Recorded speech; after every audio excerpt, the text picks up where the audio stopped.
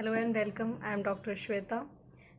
आज हम डिस्कस करेंगे कुछ बेसिक थिंग्स अबाउट माइग्रेन जो कि बहुत कॉमन कह सकते हैं हम इस टाइम पे है, एक्चुअली ड्यू टू स्ट्रेस और due to some pressure these things can happen. Migraine होता क्या है, क्यों होता है, कैसे होता है, क्या इसके सिम्टम्स हैं, ट्रीटमेंट क्या है, क्या हमें ट्रिगर्स होते हैं जो अवॉइड करने चाहिए। तो आज हम इन सब चीज़ों के बारे में थोड़ा थोड़ा डिस्कस करेंगे। माइग्रेन ज़्यादातर फीमेल्स में होता है, जो कि 5 in 1 फीमेल्स होता ही होता है, कॉमन होता है।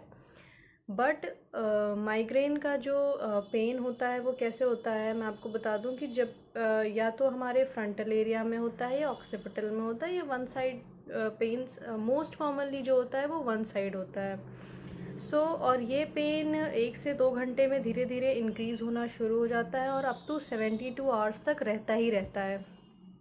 और बहुत शूटिंग पेन होता है, 1 to 2 hours में this pain can increase and may shoot up like your head is bursting और समथिंग। ये जो पेन होता है बहुत ज़्यादा सीवियर तो नहीं कह सकते हैं, बट इतना अनईजीनेस क्रिएट कर देता है। माइग्रेन का ट्रीटमेंट बहुत ज़रूरी है एक्चुअल में। तो बेसिक थिंग्स कि माइग्रेन एक्चुअल में इंक्रीज़ कैसे होता है या होता कैसे है। माइग्रेन जो है हमारा कभी कभी इंक्रीज़, जैसे अगर बहुत ज़्यादा साउंड हो गया, बहुत ज़्यादा इंक्रीज़ कर रहा है साउंड, हम किसी ऐसे नॉइज़ी प्लेस पे हैं तो वहाँ पे होता है। बहुत ज़्यादा ब्राइट लाइट अगर हमारे हेड पे या आइज़ पे फ्लक्चुएट कर रही है तो होता है। अगर हमने बहुत ज़्यादा फिज़िकल एक्टिविटी कर ली है कोई, तो भी माइग्रेन जो है शूट अप हो जाता है। देन मूवमेंट, जैसे बहुत ज़्यादा मूवमेंट से भी माइग्रेन होता है। जैसे कि अगर हम एक साइड लेटे हुए हैं, एक साइड बैठे हुए हैं, तो अगर हम अपना हेड मूवमेंट करते हैं या अपना पोजीशन बदलते हैं, तो उससे भी माइग्रेन का जो पेन होता है वो शूट अप होता है। अब माइग्रेन में होता क्या क्या है, जिसको सीवियर माइग्रेन होता है, जैसे 1 to 2 hours के बाद वो धीरे धीरे इंक्रीज़ होता है, तो हम कह सकते हैं कि उसको चक्कर आना धीरे धीरे स्टार्ट हो जाएगा, बहुत डिजीनेस सा फील होगा, उसको भूख कम लगेगी, वोमिटिंग सा फील होगा। These are the sign and symptom which shows that we are suffering from migraine. कभी कभी क्या होता है कि उसका जो पल्स होता है वो बहुत ज़्यादा इंक्रीज़ हो जाता है, बीपी शूटअप हो जाता है। और तो these are the basic things जो हम कह सकते हैं कि यही सारी चीज़ें होती हैं माइग्रेन, जब हमें इसी से पता चलता है कि हमें माइग्रेन है। माइग्रेन होता किन किन को है, सबसे पहले तो हम ये कह सकते हैं कि 80% ये चांस होता है कि हमारा जो जेनेटिक है, जैसे अगर हमारी फैमिली में किसी को है तो हमें ऑब्वियसली माइग्रेन होगा ही होगा। बहुत ज़्यादा नहीं होगा तो लाइट अमाउंट में ही होगा, बट हाँ ठीक है, वो होगा। अब क्या होता है कि एक और सिम्टम्स होता है सेंसरी और विजुअल सिम्टम्स, जिसको हम ऑरा भी कह सकते हैं, विजुअल ऑरा या माइग्रेन ऑरा कह सकते हैं। ये माइग्रेन ऑरा क्या होता है कि ये फ्लशेस ऑफ लाइट से बहुत ज़्यादा इंक्रीज़ करता है। जब हमारे इस पे या हमारे सामने बहुत ज़्यादा लाइट आ रही है तो वो बहुत ज़्यादा फ्लक्चुएट करता है और ये 1 घंटे तक कंटिन्यूस बना रहता है। तो जैसे मैंने आपको बताया कि जेनेटिक कंपाउंड तो होता ही है, इसकी बेसिक हिस्ट्री यही होती है। देन अब हम क्या कह सकते हैं कि हम इसको अवॉइड कैसे कर सकते हैं, व्हाट आर द ट्रिगर्स जो हम अवॉइड करें कि जैसे हमारा जो माइग्रेन है, वो माइग्रेन का जो पेन है वो ना हो या डिक्रीज़ हो जाए। सबसे पहले अगर हम बहुत ज़्यादा थक जाते हैं, बहुत हमें थकान महसूस होती है, तो भी हमें माइग्रेन होता है, क्योंकि बहुत ज़्यादा मेंटल प्रेशर हो जाता है। तो हमें क्या करना है, वो जो अपना थकान है उससे बचना है। और नींद की कमी, तो हमें क्या करना है, प्रॉपर स्लीप लेनी है। अगर हमें पता है कि हमें माइग्रेन अटैक्स आते हैं तो हमें प्रॉपर स्लीप सबसे ज़्यादा रिक्वायर्ड है, 8 to 9 hours की। जो लोग कम नींद लेते हैं उनमें माइग्रेन का अटैक बहुत जल्दी जल्दी आता है, उसका ऑनसेट बढ़ जाता है। दूसरा, डिहाइड्रेशन, डिहाइड्रेशन भी होता है तो माइग्रेन बढ़ जाता है। या हमने अपना मील अगर स्किप किया है, हम भूखे पेट हैं, तो भी माइग्रेन बढ़ता है। जैसे अगर हमने ब्रेकफास्ट नहीं किया है, डायरेक्टली हम लंच कर रहे हैं, तो उस ड्यूरेशन में भी माइग्रेन जो है वो शूट अप हो जाता है और उसका ऑनसेट बढ़ता जाता है। और जैसे किसी में बहुत ज़्यादा एंग्जाइटी है, बहुत डिप्रेशन है, तो भी जो है हमारा जो माइग्रेन है वो बढ़ता है। और हमें अवॉइड क्या क्या करना है, बहुत ज़्यादा लाइट हमारे फेस पे नहीं आनी चाहिए, बहुत ज़्यादा आवाज़ नहीं आनी चाहिए हमारे कानों में, हमें डिप्रेशन अपना कम रखना है। अगर घर में किसी को है तो हम बहुत ज़्यादा स्मेल जो है जैसे परफ्यूम्स होते हैं बहुत ज़्यादा हार्ड होते हैं, उनको कम यूज़ कर सकते हैं उनसे, क्योंकि शूट होता है पेन इसका। जब हमारे यहाँ पे इन्वायरमेंट चेंज होता है, जैसे मौसम जब बदलता है, तो भी माइग्रेन का जो पेन है वो धीरे धीरे आता रहता है। और बहुत ज़्यादा जो लोग टीवी देखते हैं, बहुत ज़्यादा पास से देखते हैं, या कंप्यूटर पे बहुत टाइम तक बैठे हुए हैं, उनको भी माइग्रेन होता है और वो बढ़ जाता है। अब फीमेल्स में क्या होता है, फीमेल्स में भी जब ईस्ट्रोजन का लेवल हमारी बॉडी में बढ़ता है पीरियड्स के 2 दिन पहले या आफ्टर 3 days ऑफ पीरियड, तो भी माइग्रेन कॉमन होता है कि हेडेक हो रहा है, डिजीनेस सा हो रहा है। तो ये सारी चीज़ें जब फील होती हैं तो वुमेंस में ये माइग्रेन भी होता है।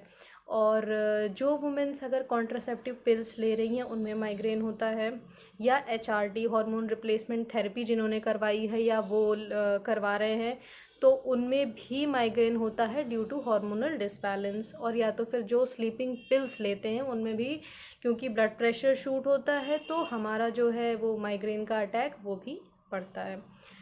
अब हम क्या कह सकते हैं, इसका डायग्नोसिस कैसे कर सकते हैं। डायग्नोसिस क्या इसका है कि नो कोई स्पेसिफिक टेस्ट हम माइग्रेन के लिए नहीं होता है जब तक वो माइल्ड है। बट जैसे मैंने बताया कि अगर हिस्ट्री है, हम पहले की हिस्ट्री से पेशेंट की जानते हैं कि उसको माइग्रेन है कि नहीं है। और दूसरा, जब हम उससे ये पूछेंगे कि आपको साउंड से इशू होता है या लाइट से इशू होता है, बहुत डिजीनेस रहता है, या करवट बदलने में आपको चक्कर से आ रहे हैं, या सर्वाइकल नेक में बहुत ज़्यादा पेन आने लगा है, हेडेक बहुत ज़्यादा पीछे की तरफ रहने लगा है, या वन साइड में ज़्यादा आता है, तो ये सारी बेसिक हिस्ट्री है जिससे हम ये जानते हैं कि पेशेंट को माइग्रेन है। बट हाँ, ये कह सकते हैं कि इसका कोई बेसिक या कोई स्पेसिफिक टेस्ट अभी तक नहीं है। और ये इससे भी पता चलता है कि जैसे हमने पेशेंट से पूछा कि आपको कितने देर तक पेन रहता है, तो अगर उसने ये हमें बताया कि उसे 72 आवर्स तक पेन कंटिन्यू रहता है, तो भी हम कह सकते हैं कि उसे माइग्रेन है।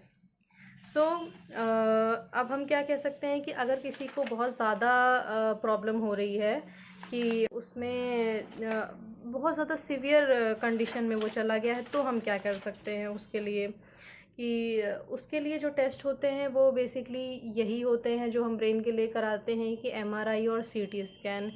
दूसरा, कुछ ब्लड टेस्ट होते हैं जिनके थ्रू पता चलता है, जैसे CRP और ESR टेस्ट होते हैं, इनके थ्रू भी पता चलता है कि हमें माइग्रेन है या नहीं है। दूसरा, लंबर पंक्चर से भी पता चल जाता है। तो ये सारे टेस्ट होते हैं जो कि जब हम सिवियरिटी पे पहुंचते हैं, या बहुत टाइम हो गया है हमें, अगर माइग्रेन में बहुत टाइम से है या बहुत सिवियरिटी में जा रहा, बहुत ज़्यादा कंटिन्यूस पेन रह रहा, जिसकी वजह से हमें बिल्कुल नोज़िया वोमिटिंग की फीलिंग कंटिन्यूस आती रहती है, तो ये सारे टेस्ट बेसिकली हेल्पफुल होते हैं उसके लिए। अब सबसे ज़्यादा जो हम कह सकते हैं इशू क्या होता है, कि एक तो होता है कि फोटोफोबिया और फोनोफोबिया। फोटोफोबिया और फोनोफोबिया सबसे ज़्यादा कॉमन होता है माइग्रेन के पेशेंट्स में, जिसको हम कह सकते हैं कि लाइट से उनको बहुत ज़्यादा डर लगता है या साउंड से उनको बहुत ज़्यादा डर लगता है। तो ये 2 सिम्टम्स मेनली देखे जाते हैं जिनको माइग्रेन सीवियरिटी में पहुंच चुका होता है उनके लिए। तो ट्रीटमेंट, अब हम बेसिकली ट्रीटमेंट पे आते हैं कि इनका ट्रीटमेंट कैसे होता है। तो ट्रीटमेंट के लिए जब एक्यूट स्टेज में है, वो एक्यूट अटैक्स आते हैं जो कि सबसाइड हो जाते हैं 1 से 2 घंटे बाद, या अप टू 72 आवर्स उसके बाद सबसाइड हो जाते हैं, तो हम उसमें क्या करते हैं कि बेसिक जो मेडिसिन आती हैं उसके लिए वो हैं ट्रिप्टेंस, डाइटेंस या अर्गोट एल्कालाइट्स होते हैं, एनसेड्स होते हैं। तो ये जो है ये सारे बेसिक मेडिसिन हैं जो हम यूज़ कर सकते हैं जब हमें माइल्ड इश्यूज़ हैं या पेन को हम सबसाइड करने के लिए। दूसरा, जो लोग इसकी वजह से डिप्रेशन में जा चुके हैं या बहुत सिवियरिटी में केस चला गया, उनके लिए हम एंटी एपिलेप्टिक्स, जैसे कि माइग्रेन जिसको बहुत सीवियर हो जाता है उनको एपिलेप्सी या मिर्गी के दौरे जिसे हम कहते हैं वैसा पड़ने लगता है, बहुत ज़्यादा डिजीनेस फील होने लगता है, कभी भी चक्कर आने लगते हैं।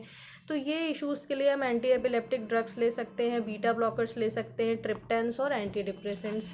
तो ये तो सारी चीज़ें हो गई जो हम नॉर्मली मेडिसिन्स ले सकते हैं। बट प्रिस्क्राइब आप पहले तो डॉक्टर को दिखाएंगे, सारा जो है वो टेस्ट होंगे, उसके बाद ही कोई मेडिसिन्स वो प्रिस्क्राइब करेंगे।